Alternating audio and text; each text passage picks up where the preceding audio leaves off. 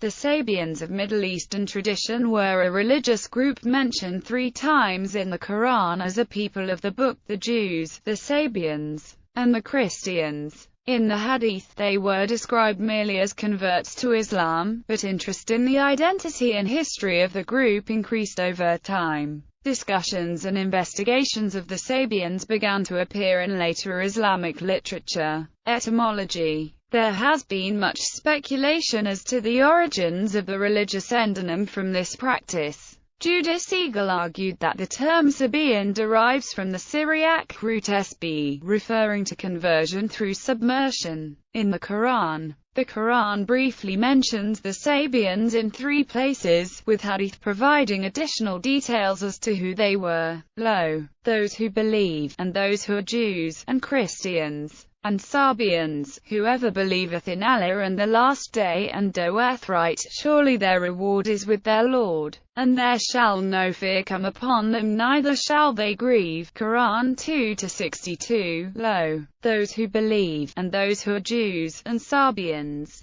and Christians, whosoever believeth in Allah and the last day and doeth right, there shall no fear come upon them, neither shall they grieve. Quran 5-69. Those who believe, those who follow the Jewish, and the Sabians, Christians, Magians, and polytheists, Allah will judge between them on the day of judgment. For Allah is witness of all things. Quran 22:17. In later Islamic sources, according to Muslim authors, Sabians followed the 4th book of Abrahamic tradition, the Zabur, which was given to the prophet and King David of ancient Israel. According to the Quran, the Zabur is identified by many modern scholars as the Psalms. Most of what is known of them comes from Ibn Washiy's The Nabatean Agriculture, and the translation of this by Maimonides. Other classical Arabic sources include the Fihrist of Ibn al-Nadim, who mentions the Mughtasila, a sect of Sabians in southern Mesopotamia who counted el-Hasai as their founder. Academics agree that they are probably the Sobiye, to whom el-Chasai preached in Parthia. According to Quolson,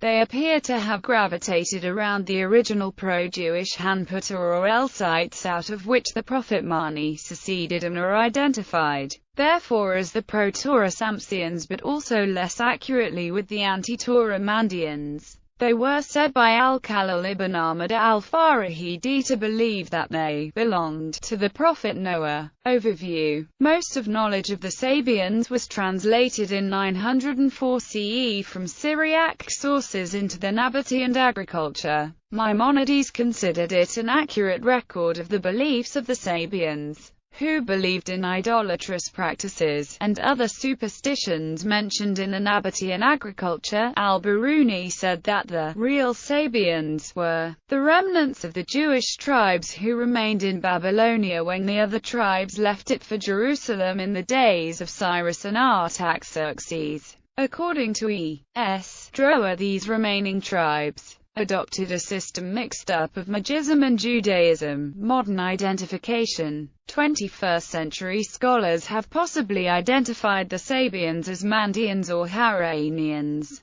Yaakov Hamin Antila notes that in the marsh areas of southern Iraq, there was a continuous tradition of Mandaean religion, and that another pagan, or Sabian, center in the 10th century Islamic world centered on Haran. These pagan Sabians are mentioned in the Nabatean corpus of Ibn Washiyah. The Sabians, who were pagans in the Middle East, were identified with 2 groups, the Mandaeans and the Haranians. The Mandaeans lived in Iraq during the 2nd century AD. As they continue to do today, they worshipped multiple gods, or, like personalities, their gods were classified under 4 categories: first life, second life, third life, and fourth life. Old gods belong to the first life category. They summoned deities who, in turn, created second life deities, and so forth. Today, a group of modern-day people based in Iraq call themselves Sabians and follow the teachings of John the Baptist.